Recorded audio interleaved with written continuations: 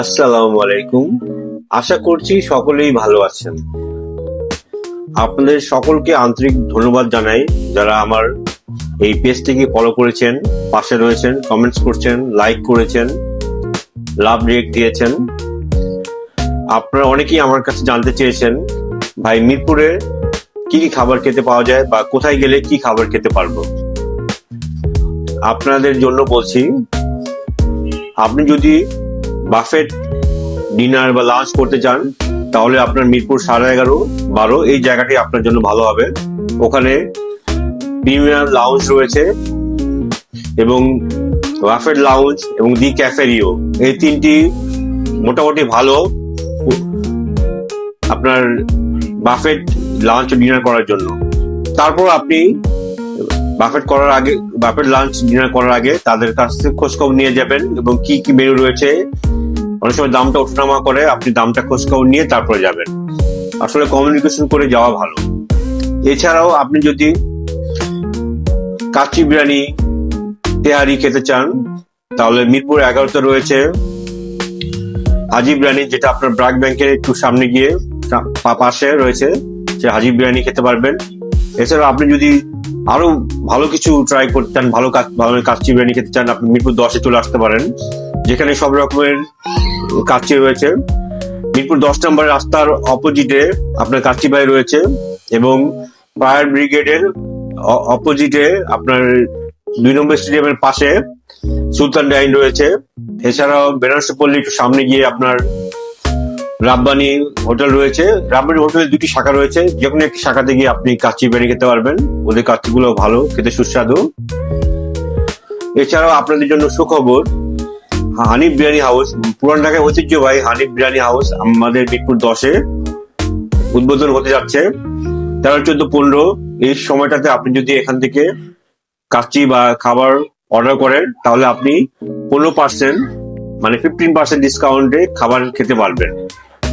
এছাড়াও অল্প কিছুদিন আগে মিরপুর 11-তে আপনার উদ্বোধন হয়েছে কামাল বিরিয়ানি হাউস। সেখানেও আপনি 150 থেকে 200 এবং টাকার মধ্যে কাচ্চি খেতে পারবেন। এটা হলো কাচ্চি আর বাফেট লাউঞ্জ। এছাড়াও আপনি যদি চান, ভাই আমি একটু কাবাব খেতে চাই, কাবাব খাওয়ার জন্য মিরপুর 11-তে আপনি চলে আসতে পারেন। 11-তে কাল্লু কাবাব ঘর রয়েছে। এছাড়াও আগে যেটা ছিল আবুল বট হাউস, সেটা এখন মিরপুর কাবাব ঘর হিসেবে আছে। এছাড়াও মায়ের দোয়া কালাম কাবাব ঘর রয়েছে।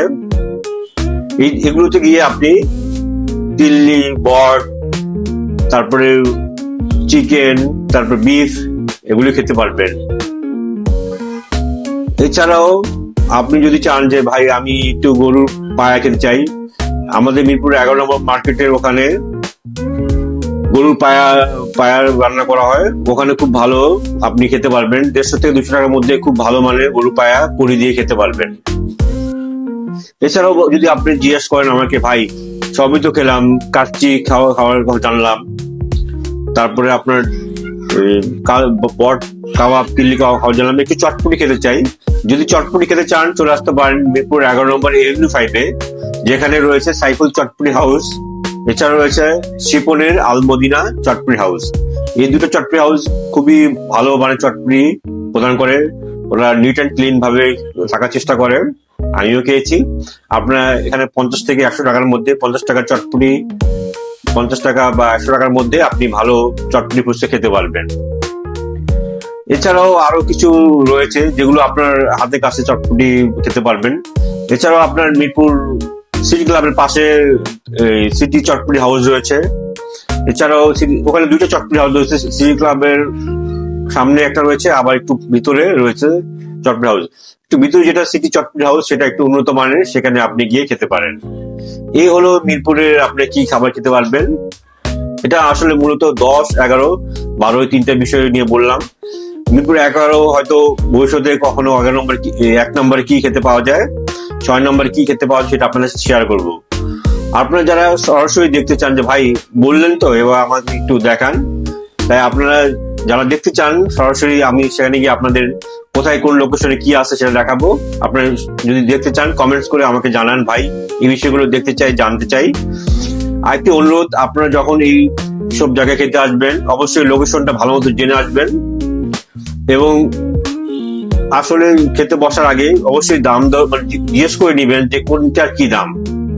এটা জিজ্ঞেস করলে আপনার জন্য খেতে সুবিধা হবে। আপনার বাজেটের মধ্যে হলে আপনি খাবেন, বাজেটের মধ্যে হলে না হলে আপনি খাবেন বা আইটেম কমাবেন।